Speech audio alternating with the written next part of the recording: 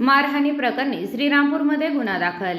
श्रीरामपूर तालुक्यात गोवंश तस्करीच्या संशयावरून काही गोरक्षकांनी तरुणांना बेदम मारहाण केल्याची घटना समोर आली असून या प्रकरणी श्रीरामपूर शहर पोलीस ठाण्यात गुन्हा दाखल करण्यात आला आहे।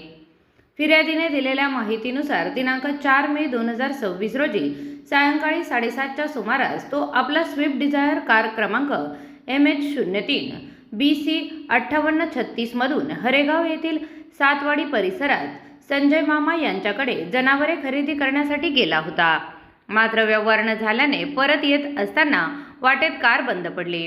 त्यामुळे कार टोचन करून आणण्यासाठी त्याने भाऊ जावेद मुस्ताक कुरेशी यांची अशोक लेलँड पिकअप गाडी क्रमांक MH20 GZ 1691 ही घेतली होती। दरम्यान रेहान निसार कुरेशी व अफसर फिरोज कुरेशी यांना सोबत घेऊन कार टोचन करून परत येत असताना दिनांक 5 मे रोजी पहाटे 2:30च्या सुमारास 10 ते 12 जण मोटरसायकलवर तेथे आले। त्यामध्ये भोलाशंकर साळवे हा ओळखीचा व्यक्ती असल्याचे फिर्यादीत नमूद करण्यात आले आहे। जानवरवाली पिकअप कहा है असे विचारत संबंधितांनी शिवीगाळ करत हाताने तसेच लाठ्याकाठ्यांनी मारहाण केल्याचा आरोप करण्यात आला आहे।